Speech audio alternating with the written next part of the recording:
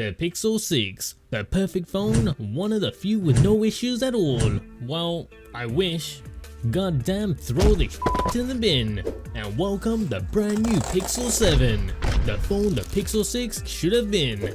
And I know for a fact it wasn't just me suffering with that crippling network issue. But before I get ahead of myself, let's back up a bit. Welcome into the Parkerverse and to a brand new short series comparing the new Pixel 7 to the Pixel 6. So to make sure you don't miss out on the upcoming battery, camera and speed tests, make sure to subscribe to the channel. And before anything, smash that like button if you want to see more just like this for other future devices. So where's that intro?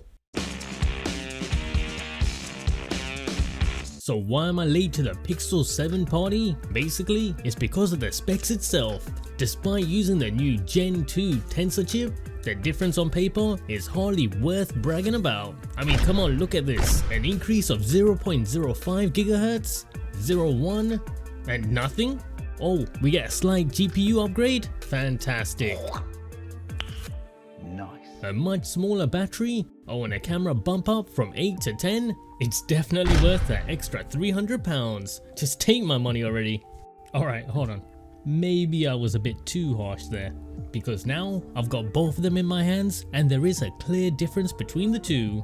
So starting with the body, the new Pixel 7 is a tad smaller in all of its dimensions, including across the display screen itself.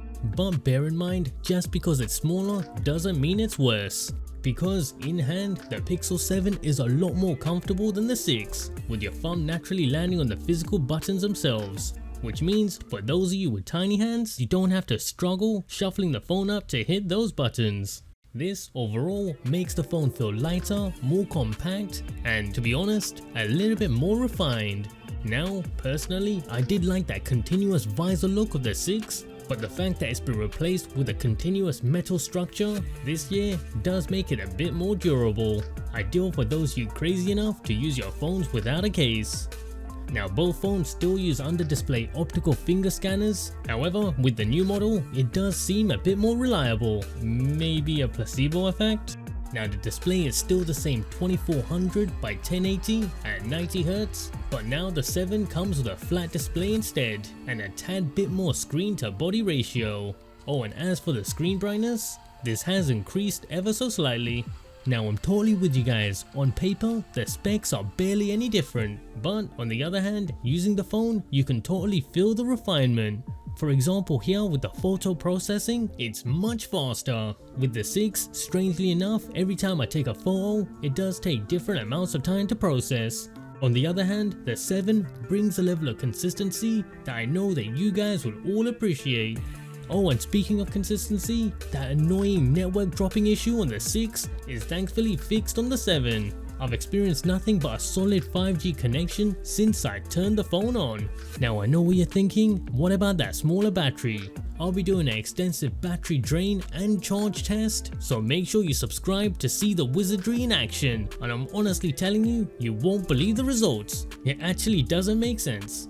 So as expected from any phone released this year, you can look forward to an Android experience that's super fluid and responsive to your smallest touches. And because it is running Android 13, there are a few nifty little features that have been added in, such as live translate and this new bedtime mode. But all in all, it's nothing you're not going to find on the Pixel 6 to be fair. Oh, and before I forget, with the 7, Google have introduced, straight from 2011, Face Unlock.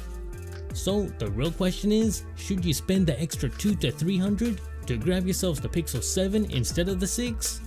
If you're already an owner of a Pixel 6 with issues just like I was, then definitely if you can find a good trade-in deal. And as for the rest of you, if you want a bare bones Android experience, you're not going to find anything better than the Pixel 7. But if you want something with extra bells and whistles, honestly, I would say keep to a Samsung phone. If you like this video and want to see more just like this, make sure to like and subscribe to help support the channel. And why not check out some of my Android customization videos. See you next time on Into the Parkerverse.